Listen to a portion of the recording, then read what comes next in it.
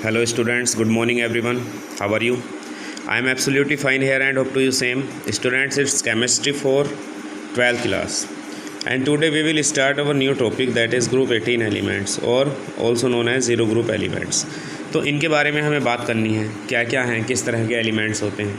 तो सबसे पहले तो ये बता दूं मैं आपको कि ज़ीरो ग्रुप, ये जो आपका ज़ीरो ग्रुप है this is made by some elements like helium, neon, argon, krypton, xenon and radon. तो इनकी शॉर्ट फॉर्म को हम याद कर सकते हैं ही ने। भाई ये एक एक्सेप्शनल है, ही ने आज, इसे आज पढ़ सकते हैं आप, ही ने आज करे एक्स रन, ही ने आज करे एक्स रन, इस तरह याद कर सकते हैं शॉर्ट फॉर्म के तौर पर आपने। तो zero group elements, zero group is consist by the 6 elements helium, neon, argon, krypton, xenon and radon. तो ये एलिमेंट यहाँ पर इसमें प्रेजेंट होते हैं। अब हम और आगे बढ़ते हैं। देखिए इन एलिमेंट्स को हम ज़ीरो ग्रुप एलिमेंट्स तो कहते ही हैं, एज वेल एज़ इन एलिमेंट्स को हम रेयर एलिमेंट्स भी कहते हैं या रेयर गैसेस भी कहते हैं। वाई? बिकॉज ऑफ, अगर यहाँ देखा जाए तो आर्गन को छोड़कर, आर्गन एक रेडियो एक्टिव एलिमेंट है, आर्गन तो अलग हटा दीजिए आप, argon is a radioactive gas. Other thing is that helium, neon, argon, krypton, xenon, these elements are found in a very little amount, in a very little amount. ये जो हैं हमारे एटमॉस्फेयर में बहुत ही कम अमाउंट में पाई जाती हैं, बहुत ही वेरी लिटिल अमाउंट में ये यहाँ पर हमारे एटमॉस्फेयर में पाए जाते हैं। दोस्तों these elements are also known as rare elements और रेयर गैसेस। बहुत ही कम परसेंटेज इनकी हमारे एटमॉस्फेयर में होती है, ठीक है, इसलिए इनको रेयर एलिमेंट्स या रेयर गैसेस भी कहा जाता है। दूसरी चीज़, इन एलिमेंट्स को नोबल गैसेस भी कहा जाता है। These are known as noble gases. इनको नोबल गैसेस क्यों कहा जाता है? Like gold, platinum. जैसे गोल्ड और प्लेटिनम किसी से रिएक्शन नहीं करते और उनको नोबल एलिमेंट के नाम से जाना जाता है। ये नोबल एलिमेंट्स हैं, ये जो आपको दिए हैं नोबल मेटल्स इनको कहा गया है।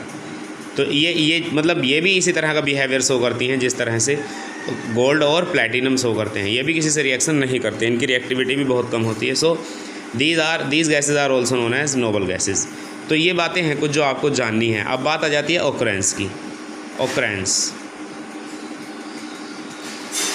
उपस्थिति या पाया जाना, कहाँ पर ये गैसेस मिलती हैं। तो सबसे पहले मैं आपको बता दूं, all these except radon, helium, neon, argon, krypton and xenon, all these gases are near about 1%, make the 1% part of the atmosphere. ये एटमॉस्फेयर का लगभग 1% पार्ट बनाती हैं, 1% एटमॉस्फेयर का। और अगर हम बात करते हैं हीलियम की, तो helium is the second most element, helium is the second most element that is found in the universe. Hydrogen के बाद नियर अबाउट 76% जो है आपका वो हाइड्रोजन होता है, लेकिन उसके बाद 26% जो होता है वो हीलियम होता है। तो ये यूनिवर्स में इसकी परसेंटेज इतनी है। रेडॉन का कोई इंपॉर्टेंस है नहीं, रेडॉन बिल्कुल नहीं पाया जाता है। अगर इनकी बात की जाती है नियोन, आर्गन, क्रिप्टॉन, जीनोन की, तो वेरी लिटिल अमाउंट, बहुत ही कम अमाउंट में गैसेज हमारी इसमें प्रेजेंट होती हैं, ठीक है।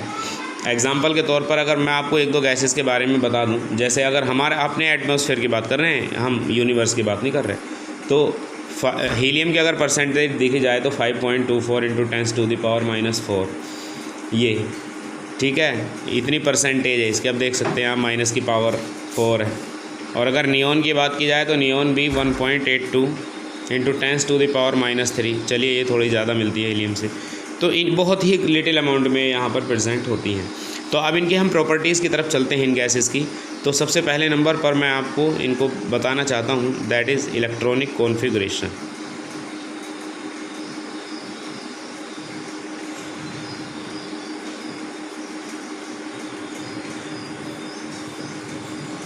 Because their octets are complete with 8 electrons and 2 electrons respectively. डुप्लेट्स और ऑक्टेट इनके कंप्लीट हैं, तो इनके जनरली इलेक्ट्रॉनिक कॉन्फ़िगरेशन है that is NS2 and NP6, NS2 NP6। जो इनके जनरली इलेक्ट्रॉनिक कॉन्फ़िगरेशन है, NS2 NP6।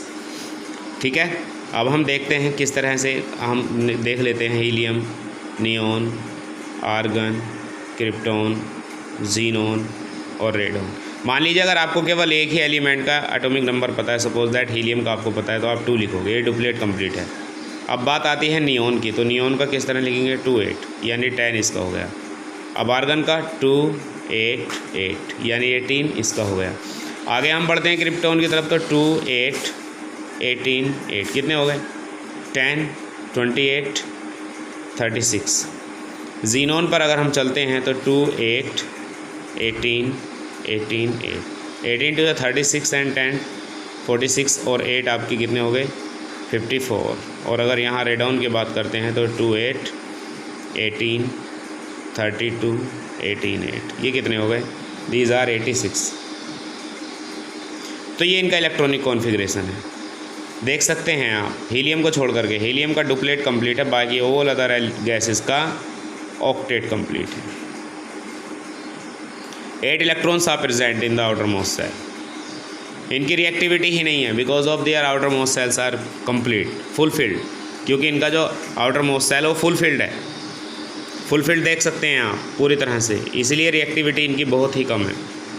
अब हम आगे बढ़ते हैं, और अगर जनरली इलेक्ट्रॉनिक कॉन्फ़िगरेशन आपको देखना है तो इसका हो जाएगा 1s2, इसका देखेंगे जब फाइनली निकाल लेते हैं 2s2 2p6, इसका निकाल लेंगे 3s2 3p6, इसका 4s2 4p6, इस पे के पास 5s2 5p6 and hair 6s2 6p6। तो सब में देख लीजिए आप, NS2 NP6 NS2 NP6 NS2 NP6 NS2 NS2 same सबका यही आता रहेगा। अब हम इनकी और अदर प्रॉपर्टीज़ की तरफ आपको लेकर के चलते हैं, जैसे next property mono atomic nature. Mono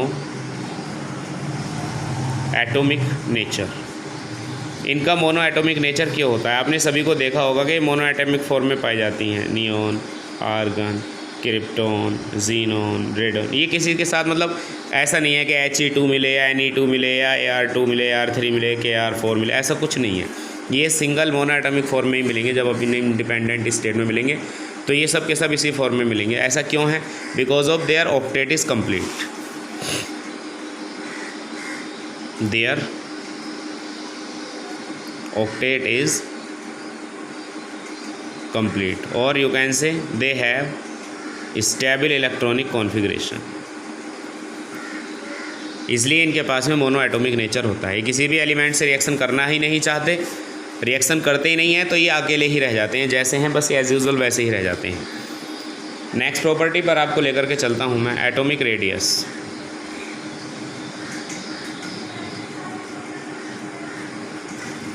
तो एटॉमिक रेडियस की अगर हम बात करते हैं तो इनकी जो एटॉमिक रेडियस है वो हैलोजन्स से, जो इनके पास में है ग्रुप 17, उनसे जो है इनकी जो एटॉमिक रेडियस है वो ज़्यादा है, लार्ज है। ऐसा क्यों, क्योंकि इनके पास में देखिए रेगुलरली, वैसे यूँ तो अगर देखा जाए तो रेगुलरली एटॉमिक रेडियस डिक्रीज़ होती है ना, लेकिन इनके पास में जो है वैन डर वाल रेडियस है।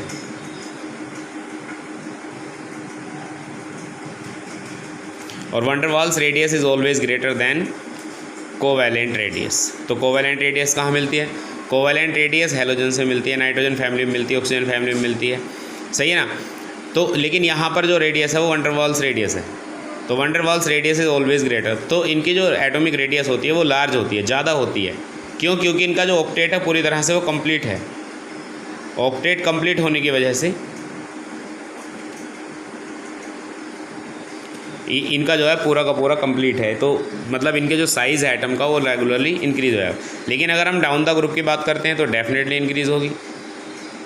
ये लीजिए एटॉमिक रेडियस, नीचे की तरफ जाएंगे तो लगातार इंक्रीज़ होगी, कोई दिक्कत नहीं है। अब इसके बाद आप लिख सकते हैं आयनाइजेशन एंथैल्पी।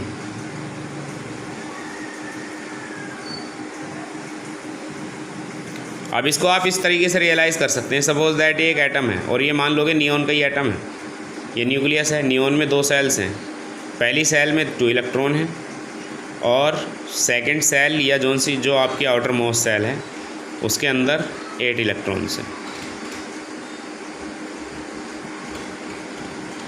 ये लीजिए।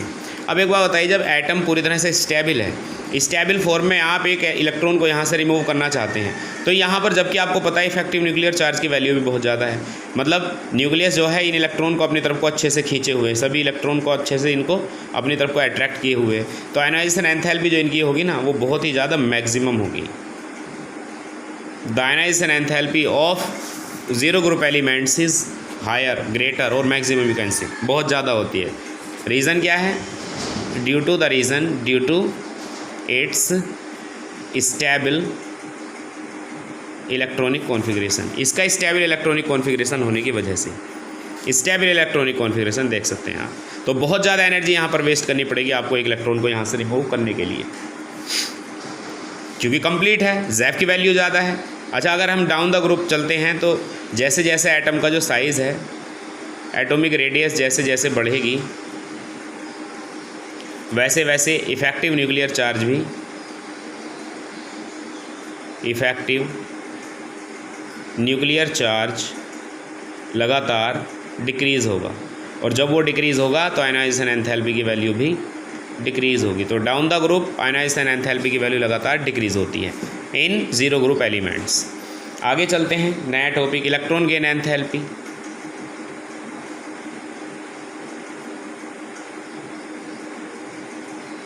तो इलेक्ट्रॉन गेन एंथैल्पी की अगर हम बात करते हैं तो इलेक्ट्रॉन गेन एंथैल्पी को भी देख लीजिए।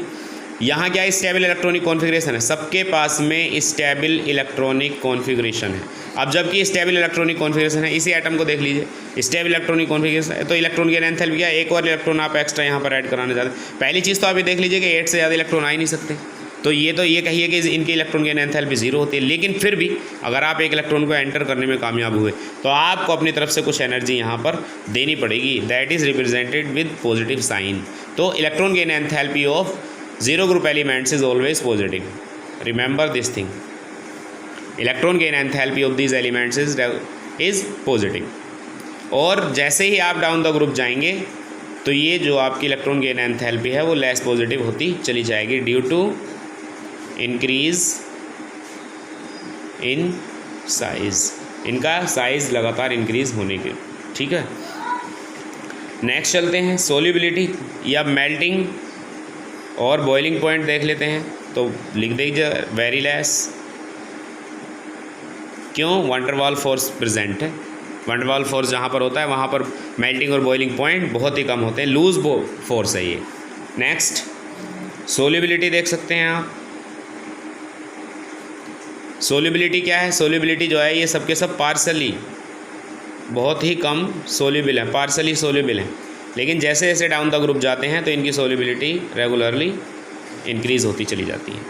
तो स्टूडेंट्स ये प्रॉपर्टीज़ हैं कुछ जो हमने अभी अभी यहाँ पर इनकी पढ़ी हैं, हम नेक्स्ट क्लास में लेकर के आएंगे इनकी केमिकल प्रॉपर्टीज़, इनका बनना, ये कौन कौन से रिएक्शन जो है, कौन कौन से एलिमेंट जो है इस ग्रुप के रिएक्शन कर जाते हैं, उनके बारे में हम पढ़ेंगे अपनी नेक्स्ट क्लास में।